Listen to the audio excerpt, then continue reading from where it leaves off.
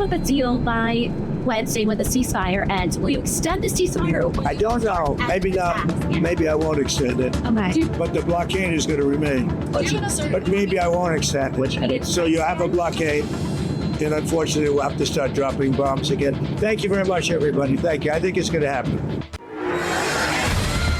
Wala pang isang araw mula ng buksan, sinara muli ang Strait of Hormuz ng Iran. Sagabal pa rin daw kasi ang Amerika sa karagatan. Epektibo man ang ceasefire sa pagitan ng Israel at Hezbollah, close to shutdown pa rin ang galaw ng ekonomiya. Ang US may bago ring babala. Kung magmatigas ang Tehran, balik sila sa pambubomba. Magandang gabi, ako si George Cahiles. Ako naman si Ivy Reyes. Napapanood tayo sa Free TV, Channel 31. Simulan na natin ang Agenda Weekend.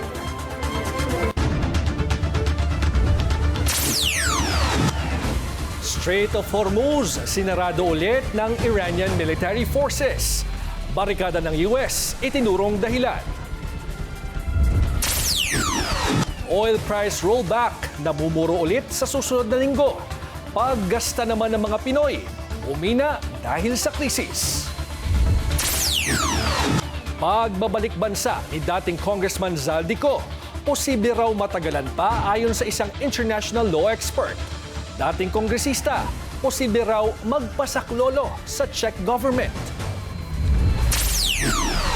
PBBM at VP Sara, tumanggap umano ng campaign donations mula sa mga government contractor ayon sa reklamong inihain sa COMELEC. P-pop girl group BINI nag-perform ulit sa Coachella.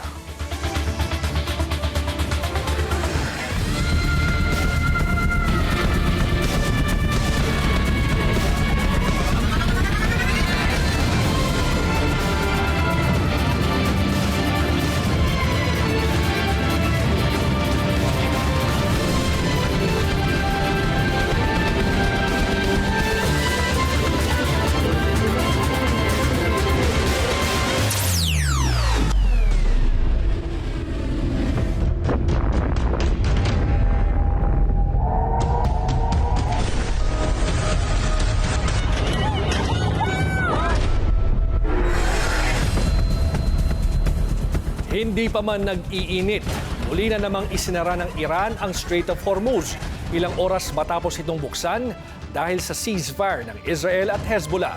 Patuloy daw kasi ang Washington sa naval blockade sa mga barkong naglalayag papunta at palabas ng kanilang pantalan. Gate ng Iran, mananatiling under strict management ang Strait of Hormuz hanggat hindi binabalik ng US ang freedom of movement sa lahat ng barkong bumibisita sa kanilang bansa. 1/5 ng langis sa buong mundo ang dumaraan sa importanteng passageway na ito. Kaya't pinangangambahang sumirit muli ang presyo nito sa global market.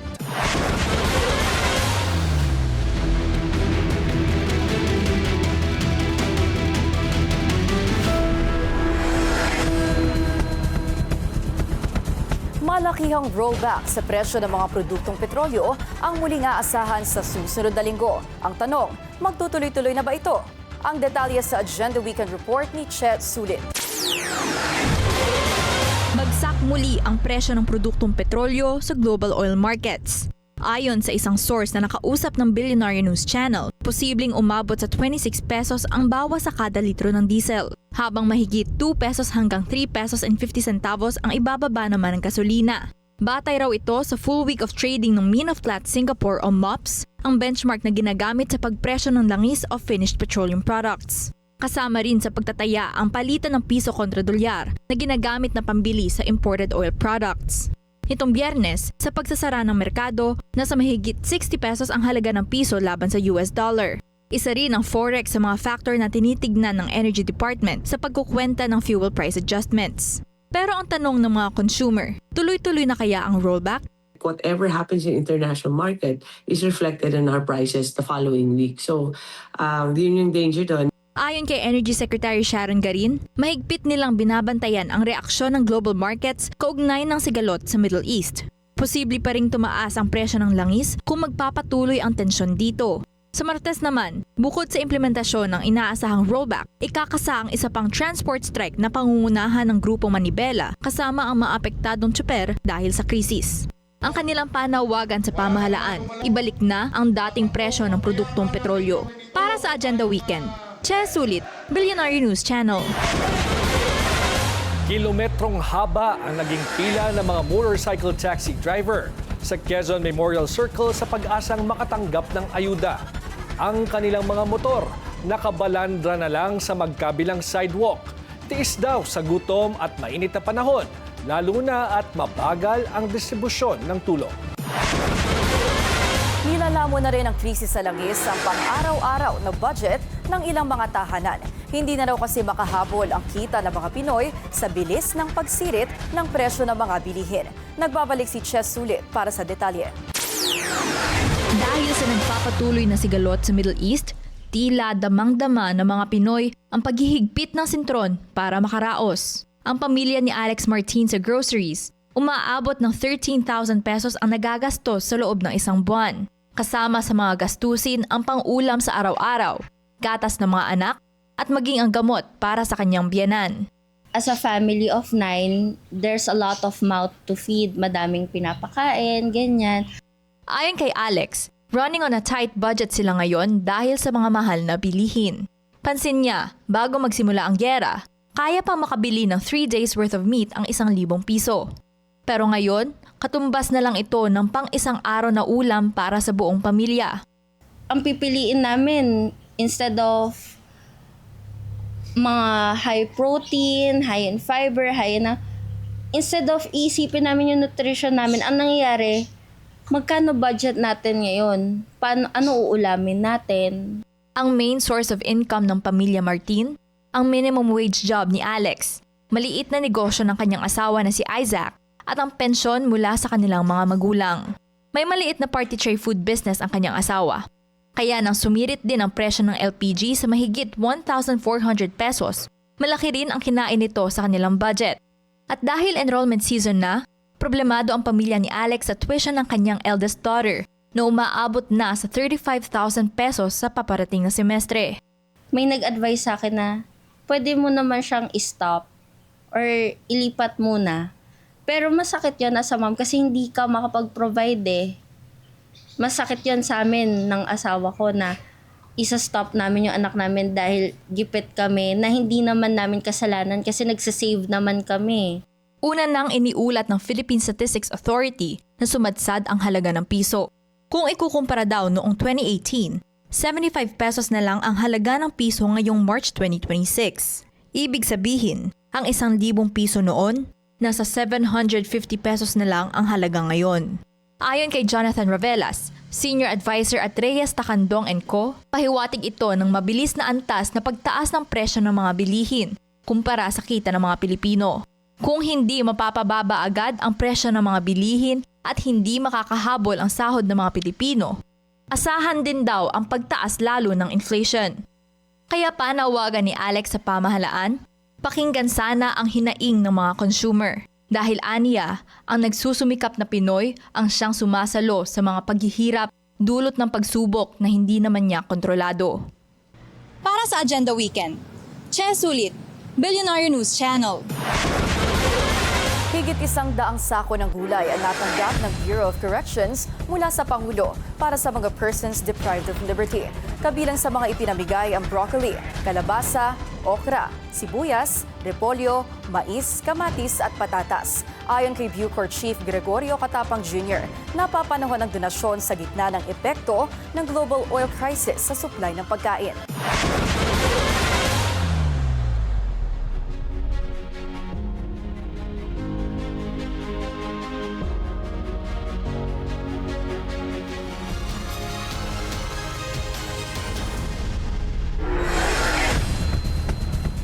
Buena mano raw na sisilipin ng Senate Blue Ribbon Committee ang mga akusasyon ni dating Ako Bicol Party List Representative Zaldico laban kay Pangulong Bongbong Marcos at ilan pang matataas na opisyal. Pero giit ni Senator Panfilo Lacson, pirmahan muna ng mga kasamahan ang partial report ng Komite sa Flood Control Probe bago paharapin si Ko sa investigasyon sa Senado. Narito ang Agenda Weekend Report ni Dexter Ganibe ng Abante. Umaasa si Senate President Pro Tempore at Blue Ribbon Committee Chairman Panfilo Lacson na mabibigyang linaw na ni dating Ako Bicol Party List Representative Zaldico ang mga lumabas na video statement niya noong Nobyembre. Sa isang panayam, sinabi ni Lacson na kapag naiuwi sa bansa si Ko at humarap sa Blue Ribbon hearing, una niyang itatanong kay Ko kung alin sa mga lumabas na video ang totoo at kung alin ang hindi. May mga ugong kasi na AI-generated daw ang kanyang video series. Sa mga nasabing video, inakusahan ni Ko na si Pangulong Bongbong Marcos ang nag-utos ng 100 billion peso na insertion sa 2025 national budget. During the meeting, binigay po ni Yusek Adrian Bersamin ang listahan na worth 100 billion. Tinanong ko po si Yusek Adrian kung saan galing ang listahan. Ang sagot niya, galing kay PBBM mismo. Binanggit din ni Ko na matapos ang 2025 SONA ni PBBM, inabisuhan siya ni Nooy House Speaker Martin Romualdez na manatili muna sa abroad at ang Pangulo na ang bahala sa kanya. Nasundan pa ang kanyang video statements. Gagamitin ako bilang panakipbutas sa kanilang kampanya laban sa korupsyon. Hindi na ako mananahimik, ilalabas ko ang lahat ng katotohanan. Pero giit ni Lacson, kung nais ng mga senador na matuloy ang pagharap ni Ko sa Blue Ribbon hearing, kailangan munang maipresenta sa plenaryo ang partial committee report sa flood control investigation. 6 na ang nakapirma, 3 pa ang kailangan. Kung pagbabatayan ang pahayag ng Malacanang na 2 o 3 linggo pa bago tuluyang maiuwi sa bansa ang dating mambabatas, mangangahulugang balik sesyon na ang Kongreso sa pag-uwi ni Ko. Para sa Agenda Weekend, Dexter Ganibe, Abante. Posible raw matagalan pa bago maiuwi ng Pilipinas si resigned Congressman Zaldico ayon sa isang international law expert. Posible rin daw kasing magpasaklolo ito sa Czech government. Itinanggi ni Attorney Roy Rondain, ang abogado ng pugante at dating mambabatas na si Zaldico, na may impormasyon siya sa pagkakaaresto nito sa Czech Republic. Hindi raw kasi niya nakakausap ang pamilyang Ko. Matatanda ang ito rin ang sagot ni Rondain nang matanong siya kung may ideya siya sa paglalabas ng video series ng mga testimonya ni Ko laban sa mga opisyal ng gobyerno. Dito isiniwalat ni Ko ang umano'y nalalaman niya tungkol sa allocations na hinihingi ng mga opisyal mula sa government fund. Wala pang panibagong update mula sa gobyerno ang status ng pakikipag-ugnayan ng Pilipinas sa Czech authorities para mapauwi si Ko sa Pilipinas. Pero anong legal procedures nga ba ang pwedeng tahakin ng bansa? Ayon kay Attorney Rodel Taton, international law expert ng San Sebastian College, Recolectos, dahil wala pang extradition treaty ang bansa, nandyan ang deportation na mapapadali depende sa existing cooperation agreements ng Pilipinas at Czech Republic. Dahil in violation of Czech immigration law si Ko, pwede raw itong litisin dahil dito at deportation pa rin ang kahahantungan ng dating kongresista. Nakadepende raw sa bansa kung saan nahuli ang isang pugante, ang haba o ikli ng deportation proceedings, pero sa tingin ni Taton, aabutin ng buwan ang pagpapauwi kay Ko. Bibigyan pa raw kasi si Ko ng palugit na nasa 15 days para magsumite ng kanyang response kung isa sa ilalim na sa deportation. Isa ring hindi malayong posibilidad ay ang application for asylum gaya ng ginawa ni dating presidential spokesperson na si Attorney Harry Roque.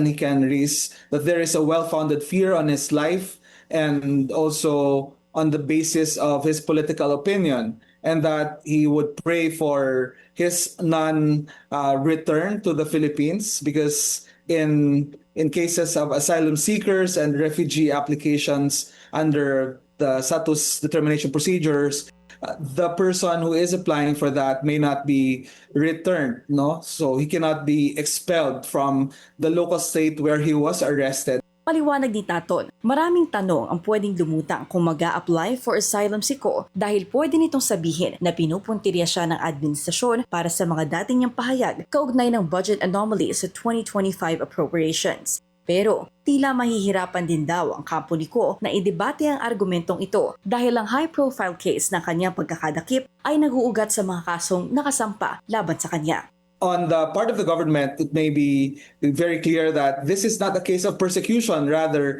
this is a case of prosecution for violations of graft and malversation laws in the Philippines. Ang asylum option na ito, Rico, pwedeng maging dahilan para maantala ang deportation niya dahil pending the application for asylum, suspension ng deportation ng epekto nito habang lumalakad ang kanyang kaso para labanan ng deportation request ng kanyang country of origin. Kung ito ang tatahakin ni Ko, sa palagay ni Attorney Taton, receptive ang European Union na kinabibilangan ng Czech Republic pagdating sa usapin ng human rights at respeto sa mga nag-a-apply for asylum. Pero muli, dahil paglabag sa immigration laws ang pagsubok ni Ko na mag-cross ng border, administrative case lang ito at madaling umusad sa deportation.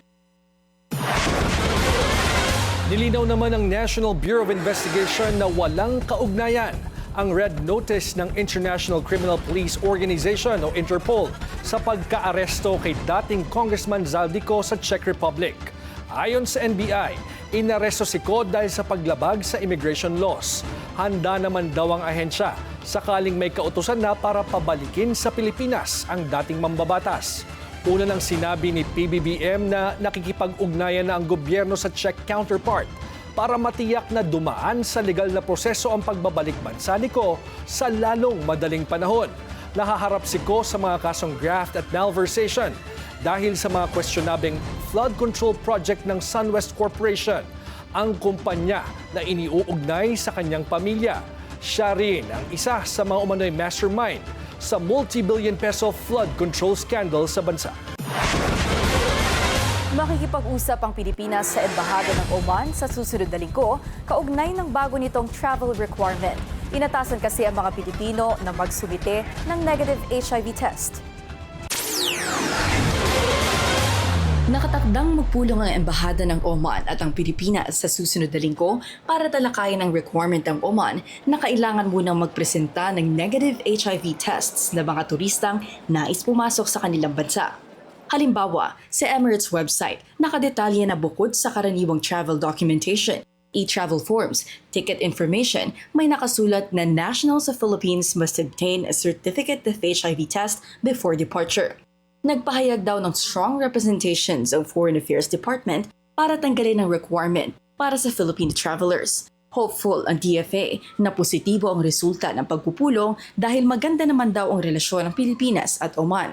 Ang Oman naman, nire-review na raw ang polisiyang ito. Nilinaw din ng Oman Embassy na para lang sa mga turista na nag-a-avail ng visa-free entry ang patakaran at labas umano rito ang may mga working visit. Sa huling tala ng Department of Health, nasa higit 4,000 ang panibagong cases ng HIV sa Pilipinas mula October to December 2025. Sa numerong ito, 45% ay may edad na 25 to 34. 32% ang may edad na 15 to 24, habang 19% naman ang may edad na 35 to 49. Ayon sa DOH, NCR ang may pinakamataas na numero ng cases with 899. From 1984 to December 2025, this brings the total number of HIV cases in the Philippines to over 163,000. Kinatigan ng korte ang bail petition ni dating Congressman Arnie Teves kaugnay ng Lebron murder case noong 2019. Pero mananatili pa rin siya sa kulungan dahil sa iba pang kaso ng pagpatay na nakasampa laban sa kanya. Narito ang Agenda Weekend Report ni Ched Gatchalian. Pinayagan ng Manila Regional Trial Court Branch 30 ang petition for bail ni dating Negros Oriental Representative Arnold Teves Jr. at na mga co-accused nitong sina Richard Cuadra at Rolando Pinili. Kaugnay ito sa pamamaril at pagpatay sa umano'y hitman na si Pasito Lebron sa Bayawan City noong 2019. Sa resolusyon ng korte, sinabing nakaset ang bail ni Teves Jr. sa 500,000 pesos. Tig 250,000 pesos naman ang babayaran ni Cuadra at Pinili. Sinabi rin sa resolusyon na mas mataas ang bail ni Teves dahil dati siyang congressman. Minsan rin daw kasi siyang tumakas ng bansa at humiling ng asylum sa East Timor. Paliwanag ng korte, nagkulang ang prosekusyon para patunayang may matibay na ebidensya ng conspiracy sa pagitan ng mga akusado. Kaya sila ay mananagot sa kanya-kanya nilang individual actions kaugnay ng kaso base sa gaganaping trial sa June 23. Una nang sinabi ng prosecution witness si Samuel Hobro na mastermind umano si Teves sa assassination ni Lebron. Bagamat granted ang bail, sabi ni Attorney Ferdinand Topacio, ang legal counsel ni Teves, hindi pa pwedeng lumaya ang dating congressman dahil may isa pa itong nakabingbing kaso. Naharap din sa multiple counts of murder si Teves, frustrated murder, at attempted murder. Kaugnay nagpagpaslang kay Negros Oriental Governor Roel Degamo. Nakakulong ngayon sa New Bilibid Prison si Teves. Para sa Agenda, Ched Gatchalian, Billionaire News Channel. World champion ng University of San Agustin College of Law sa 2026 Prize Media Law Moot Court Competition. First global title ito ng universidad sa larangan ng media at human rights law. Perfect 3 wins at 0 loss ang Bulacan Prize team sa preliminary round. Tinalo nila ang mga kalaban mula Jordan, US at Oxford para makaabot sa finals. Sa championship round, dinaig nila ang Osgoode Hall Law School. Kinilala rin ng team captain na si Marco Dava bilang top 10 best oralist sa preliminaries. Zero tolerance kontra hazing. Ipatutupad ng PNP. Susunod yan sa Agenda Weekend.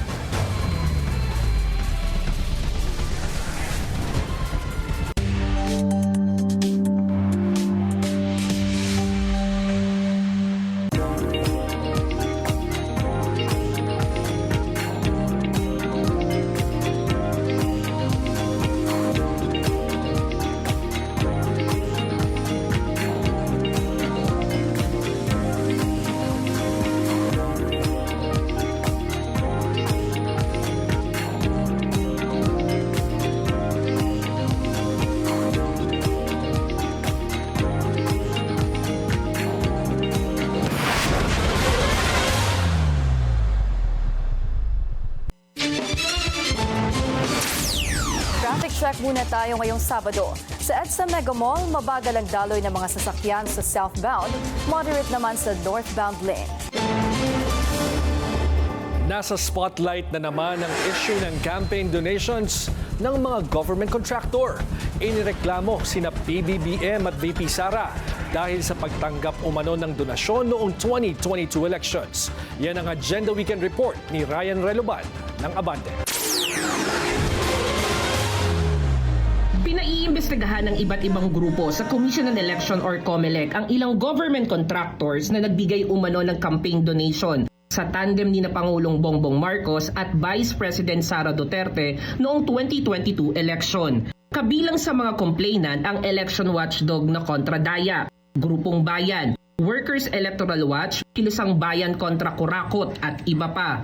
Kabilang naman sa mga pinangalan ng respondent, si Rodolfo Hilot Jr., ang presidente ng Rudhill Construction Enterprises at si Glenn Escador, Pangulo ng Esdecor Realty Corporation and Genesis 88 Construction Incorporated. Batay sa inihaing reklamo, nagbigay umano ang mga nasabing kontraktor ng donasyon sa kabila ng pagbabawal dito sa ilalim ng Omnibus Election Code. Ayon kay Bayan Secretary General Mong Palatino, hindi lang dapat ang mga nagbigay ang dapat managot, kundi pati ang mga tumanggap ng kontribusyon.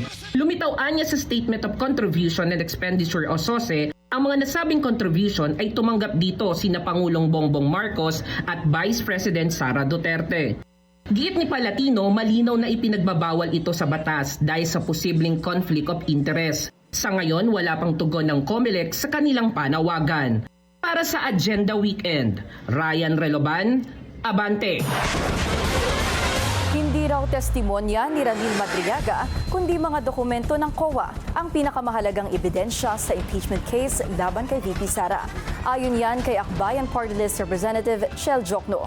Ang buong detalye sa Agenda Weekend Report ni Isaiah Mirafuentes ng Abante. Hindi ang alleged bagman ni VP Sara na si Ranil Madriaga, kundi ang Commission on Audit raw ang dapat pagtuunan ng pansin sa nakaraang pagdinig ng House Justice Committee kaugnay sa impeachment complaints laban kay Vice President Sara Duterte. Sa programang Politico Talks ng Billionaire News Channel, sinabi ni Akbayan Party List Representative Chel Jokno na mas pasabog ang sinabi ng COA. Yung pinaka-importanteng ebidensya na nakita natin nung hearing na yan ay hindi yung galing sa kanya, kundi yung nanggaling sa COA. Exactly. Yung sinabi nga that the notice of disallowance were appealed, but the appeals were denied. Pero nilinaw ni Jokno na hindi agad may tuturing na impeachable offense ang disallowance.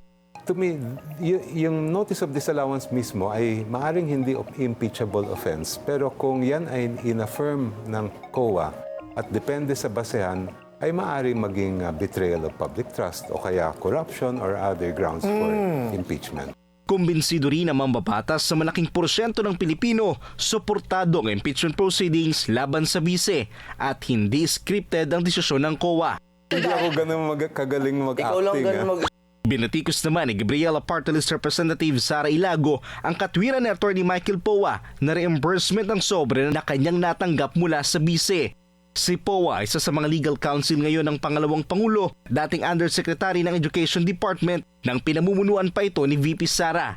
Hindi ganyan ang process ng reimbursement. Napakahigpit actually ng ating government pagdating sa process ng mga reimbursement, paggamit ng mga funds, audit, etc. Maraming mga dapat sundin ang mga guidelines. Inaasahan na magpapatuloy sa Martes ang pagdilig kaugnay sa impeachment complaints laban sa bise. Para sa Agenda Weekend, Isaiah Mirafuentes, Abante.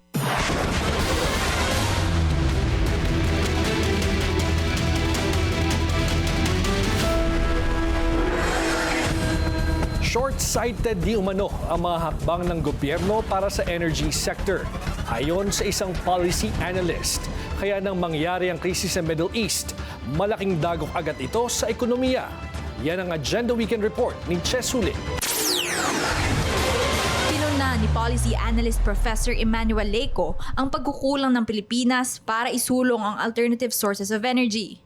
Short-sighted pa raw ang mga hakbang ng pamahalaan para pangalagaan ang energy sector. Patunay rito ang dagok sa ekonomiya na dulot ng biglaang pagsipa ng presyo ng produktong petrolyo. We are importing 98% of our fuel, and majority, if not all of that, is coming from the Middle East. Even the fuel that we are buying here in the region, they also come from the Strait of Hormuz. So I think that's not going to make us feel comfortable. Para sa import-dependent na bansa gaya ng Pilipinas, may projections na posibleng bumaba ang demand sa langis. Dulot ito ng geopolitical tensions at pagsirit ng presyo sa global markets. Una nang naitala na nabawasan ang demand ng petroleum products sa Asia-Pacific at Middle East. Higit na apektado ang jet fuel at liquefied petroleum gas sa mga nasabing lugar. Ayon sa IEA, posibleng bumaba ang oil demand kung mananatiling mataas ang presyo nito bukod pa sa supply shortage. Babala naman ng International Monetary Fund, vulnerable sa energy shocks ang buong Asia dahil sa mataas na dependence ito sa imported fuel. Risks are greater still where energy buffers and fiscal space are limited, or where remittances, tourism, or fertilizer imports add to the exposure. This matters in parts of South Asia, Southeast Asia, and key among the Pacific Island countries. Tinatayang nasa 4% ng GDP ng Asia ang nakasalalay sa paggamit ng krudo. At para harapin ng bansa ang mga hamon na ito, mungkahi ni Leco sa gobyerno, gawing progresibo ang tax structure ng Pilipinas. Just like other countries are doing, I think we should start looking at what can we tax right now and what can we suspend in the meantime while this crisis is ongoing. Sana raw ay mailatag na rin ang mas plantsadong reforma para sa oras ng krisis, mas progresibo at mas handa ang bansa. Para sa Agenda Weekend, Che Sulit, Billionaire News Channel. Isinusulong ng LPGMA Party List ang mas mahigpit na regulasyon sa liquefied petroleum gas o LPG industry. Kasunod ito ng pagsabog sa isang residential area sa Dasmariñas City, Cavite na itinuturong may kaugnayan sa LPG. Sa isang pahayag, muling binigyang diin ni LPGMA founder Arnel T. ang kahalagahan ng mas mahigpit na regulasyon sa naturang industriya. Dapat daw mayroong license to operate mula sa Department of Energy ang mga lehitimong LPG refilling station. Mayroon din daw dapat na accreditation sa Trade Department at Philippine Standard Certification ang mga repair or requalification facility. Pinaiimbestigahan din ni T sa gobyerno ang naturang insidente. Mahigit 19,000 na PUV ang inaasahang mag-ooperate sa ilalim ng Service Contracting Program ng pamahalaan simula sa Lunes, April 20. Ayon kay Transportation Secretary Giovanni Lopez, kakaunti pa lang ang kasali sa programa pero inaasahang darami na ito sa susunod na linggo. Sa ilalim ng programa, babayaran ng mga bus operator at driver ng 100 pesos kada kilometro, 40 pesos para sa modern jeepney at UV Express at 30 pesos para sa tradisyonal na jeepney. Ipatutupad din ang 20% discount sa pamasahe para sa mga pasahero ng kalahok na PUVs, bukod pa sa umiiral na diskwento para sa mga estudyante, senior citizens at persons with disabilities. Sa ibang balita, apektado na raw ang pagpasok ng imported goods mula Malaysia at iba pang karatig bansa sa katibugang bahagi ng Pilipinas. Ito ay matapos suspendihin ng shipping lines na nagmamay-ari ng lumubog na MV Trisha Kirsten 3 sa bahagi ng Basilan noong Pebrero. Ang detalye sa Agenda Weekend Report ni RJ Rosalado. Galing sa Malaysia ang cooking oil na ginagamit sa tindahan na ito ng empanada sa Zamboanga City. Yung bakit Malaysia na yung gamit? Mas mura po ba? Or mas mura siguro, sir. Kaya yung boss rin namin bumibili. Maraming Malaysian products ang mabibili sa Zamboanga City dahil ito sa BIM IAGA o Brunei, Indonesia, Malaysia, Philippines East ASEAN Growth Area ang sub-regional economic cooperation ng 4 na bansa. Layunin nito na palakasin ang trade at investment ng remote at less developed areas tulad dito sa Southern Philippines. Pero nanganganib ngayon ang kabuhayan ng mga trader na umaasa sa imported goods mula sa BIM-IAGA region.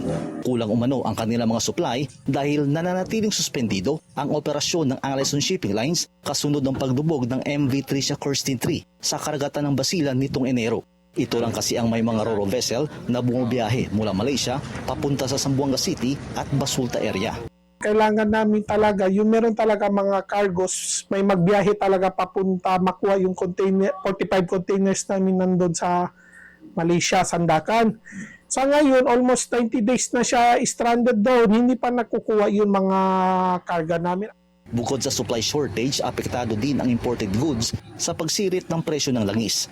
Kaya walang magawa ang mga tindahan kundi magtaas din ang presyo. Yun nga lang, naging matumal ang benta. Yung sa mga galing ng Indonesia pati Thailand, tumaas siya konti lang kasi mataas na yung palitan, tapos yung mga cargos nagtaas na rin yung bayad. Yung sa Malaysia naman, mahal na din kasi wala na kaming supply.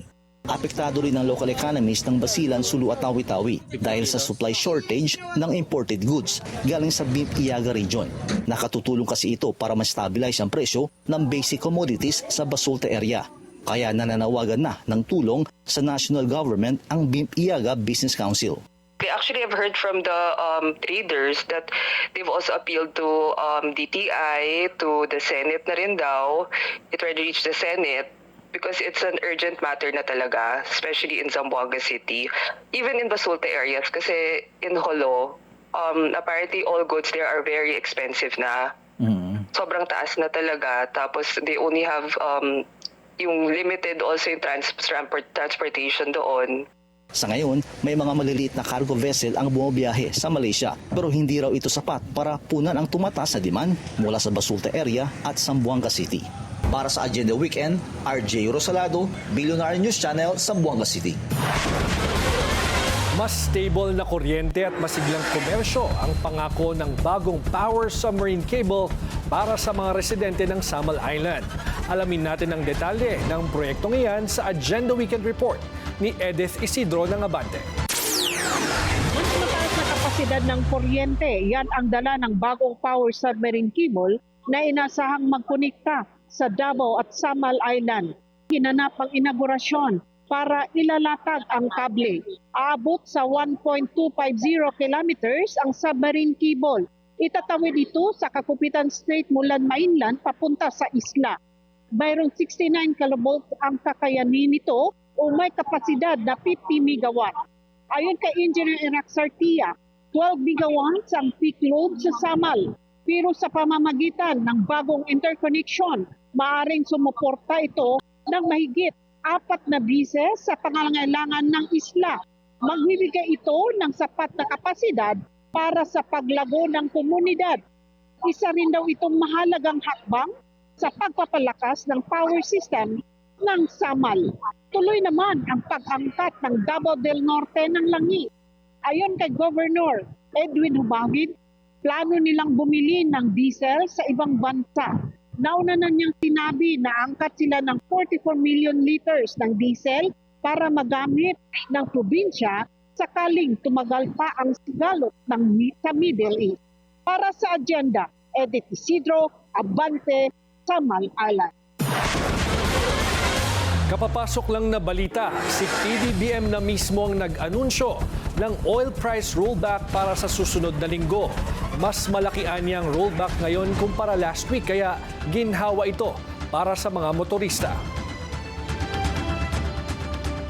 Dahil dito, bababa ang diesel ng humigit kumulang 24 pesos at 94 centavos kada litro. Ang gasolina naman ay 3 pesos 41 centavos at ang kerosene ay 2 piso. Nanawagan din ng Pangulo sa oil companies na ipatupad ang rollback ng tama.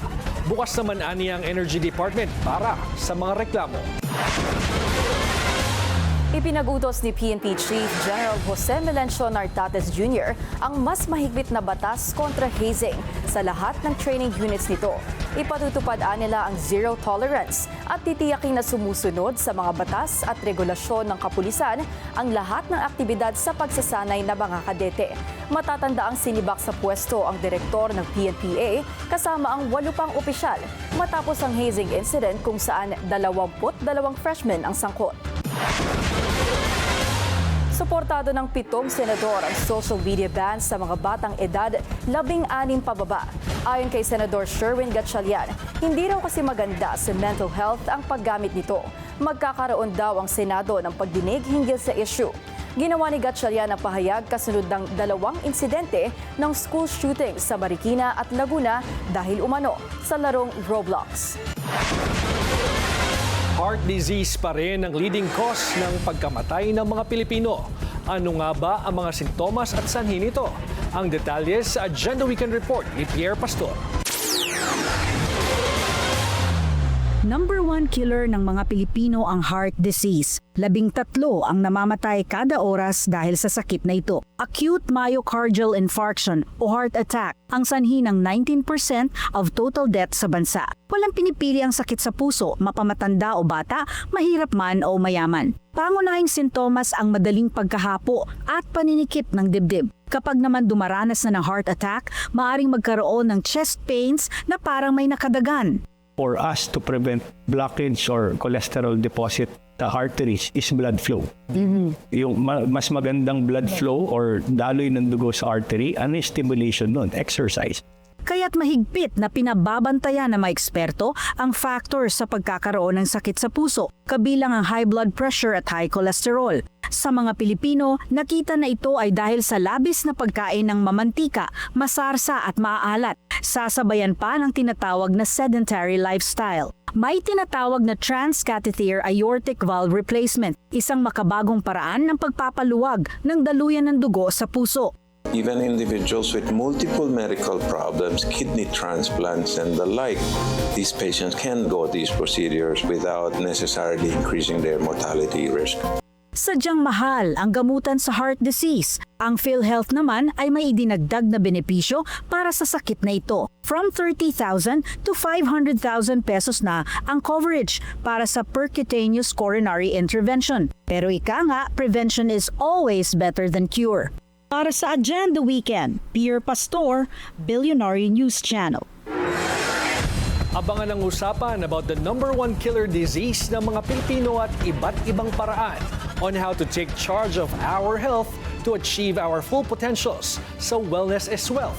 Ngayong linggo na yan, 10:30 ng umaga dito lang sa Billionaire News Channel.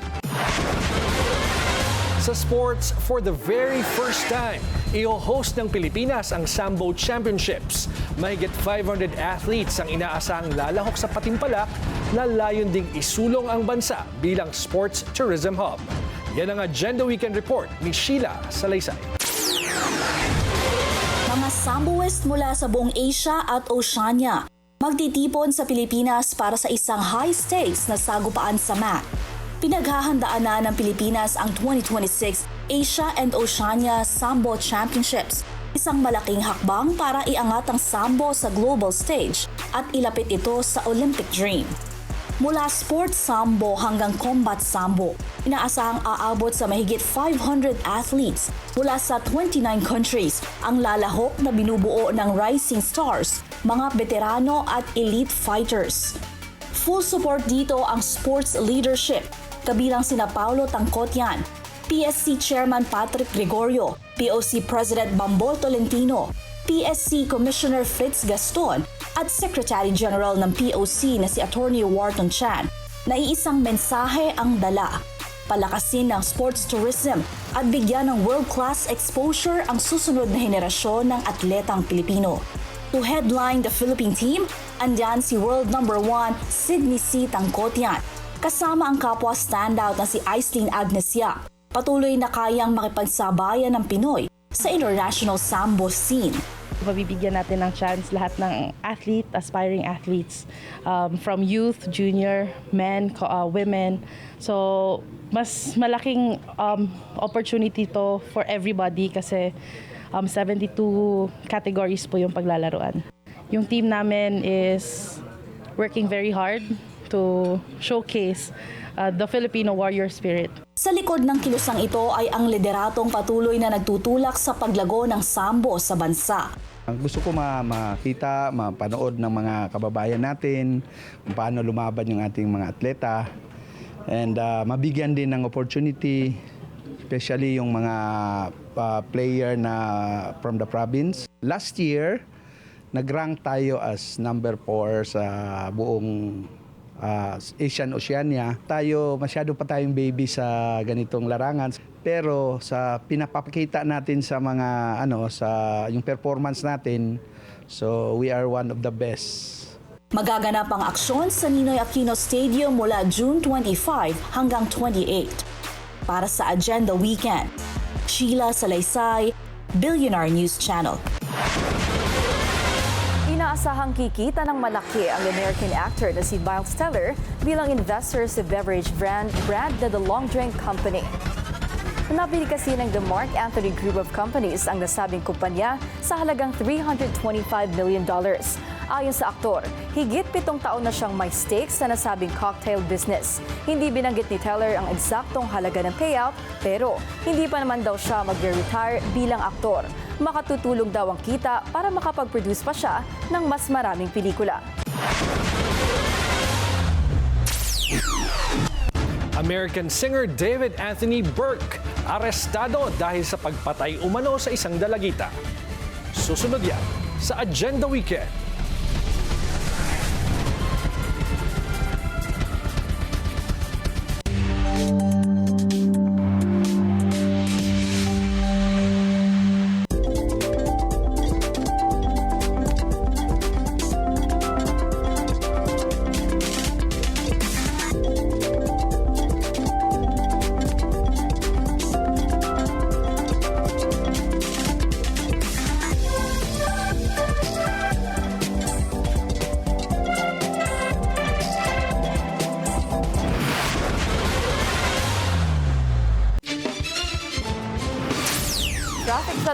Traffic check ulit tayo ngayong Sabado sa EDSA White Plains Green and Go ang mga sasakyan sa north at southbound lanes. Update naman tayo sa lagay ng panahon. Nasa linya ang ating ka-weather, BNC resident meteorologist Benison Estareja. Benison, napakainit. Kamusta ba ang ating weather?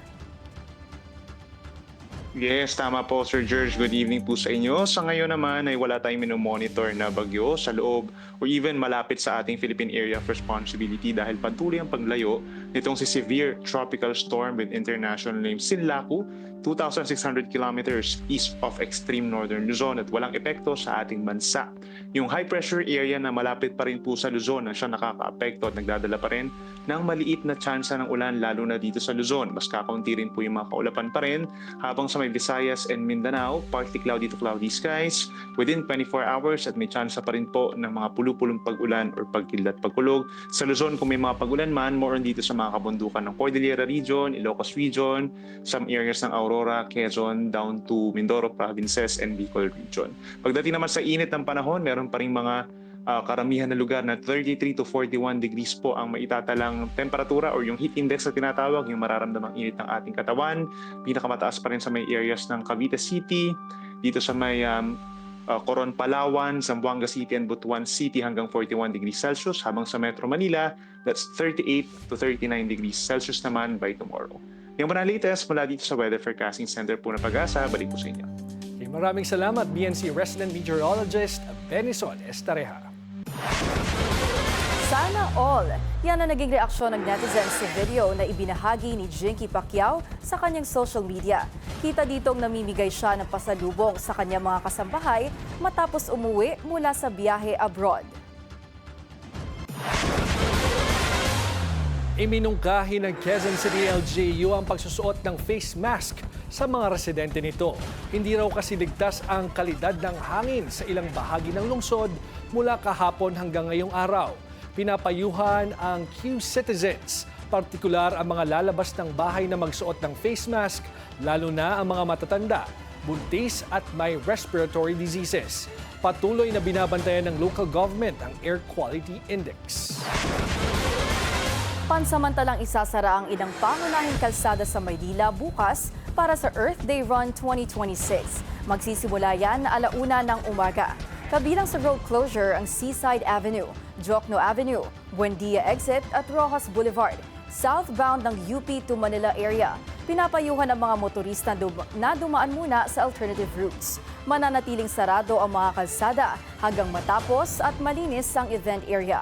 Inaasahan ng mabigat na traffic sa mga apektadong lugar, kaya abiso ng mga otoridad, planuhin na ang inyong mga biyahe. Magtatapat sa Best of 3 Finals ng PVL ang Creamline Cool Smashers at Signal Super Spikers. Alamin natin ang buong detalye sa Agenda Weekend Report ni Sheila Salaysay. All eyes sa Smart Araneta Coliseum, kung saan magtatagpo ang Creamline Cool Smashers at Signal Super Spikers para sa korona ng 2026 Premier Volleyball League All-Filipino Conference. Para sa Creamline, pamilyar na teritoryo ang finals.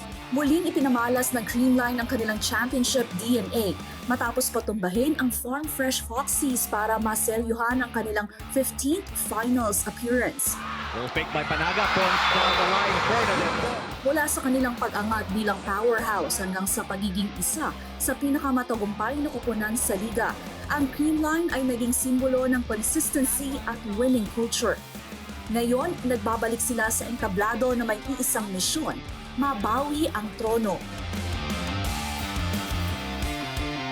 Actually, kada game naman yung preparation namin ay may gap. Magiging healthy kami sa dadala namin training, ako na may injury, pero pinaka-importante is talaga yung mindset ng mga players.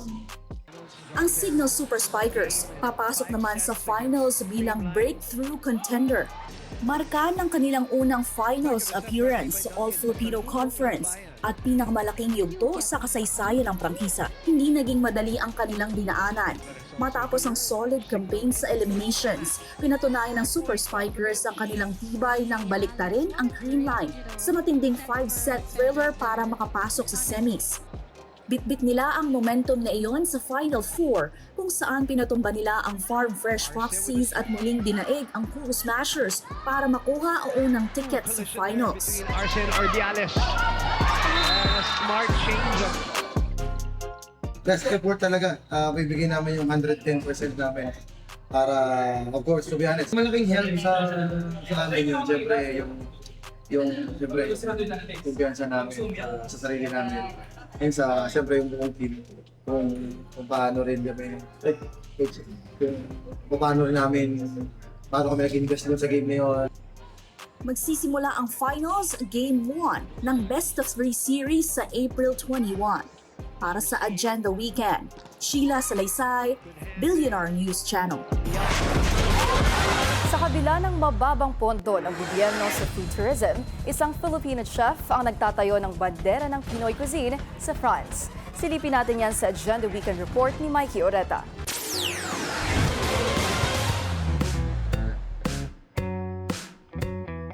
Sa Paris, isang Filipina chef ang nag-aangat sa Filipino food sa global stage.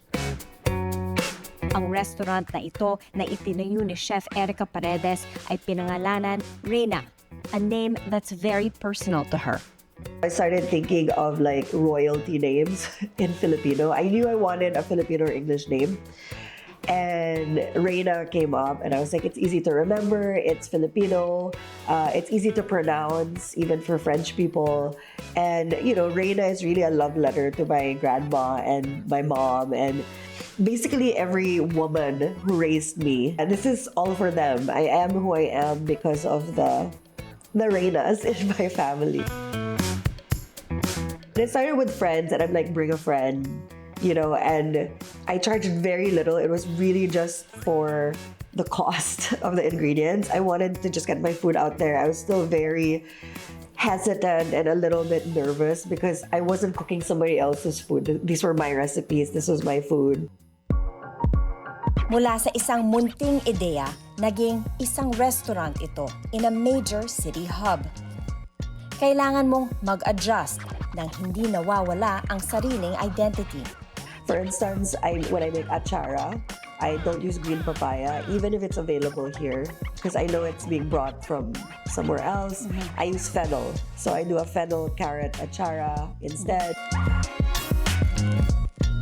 Filipino food, and I explain this when people are like, oh, why are you making it too European? It doesn't even look like Filipino food.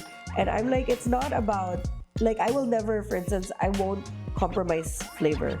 Southeast Asian food is very bold in its flavors and very layered. And French food is more subtle, and that is one thing I won't compromise. Sa global standards, habol pa rin ang Filipino food. Thailand gets a lot of help from their government in terms of food tourism. We don't get as much. The budgets are very low. For us, because I get asked to do certain things and they don't really have high budgets, which makes it hard for us also to, you know, like showcase it in the way that we would like. Pero para sa kanya, hindi lang ito tungkol sa pagkain. For them to know that we can be on the same stage as the cuisines that we always thought were superior. I don't want people to think that just because it's Asian or Filipino, it has to be cheap. No, we have the same suppliers, we have the same techniques, we do it the same way. I want us to be proud of what we do.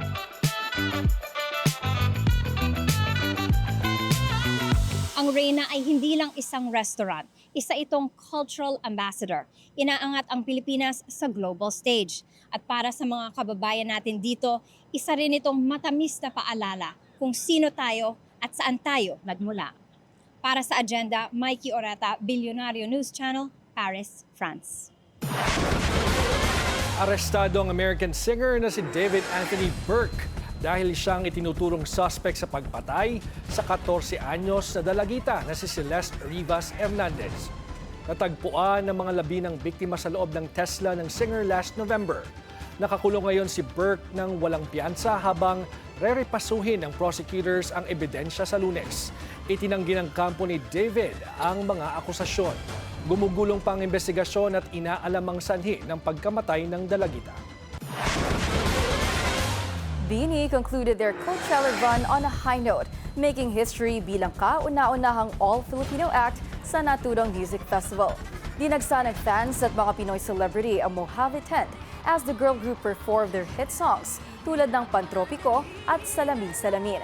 Viral online ang kanilang performance dahil para sa fans, malaking bagay ang pagkanta ng Tagalog sa isa sa pinakamalaking music festival sa mundo. Tinawag nila itong isang proud at historic moment para sa Filipino representation sa global stage.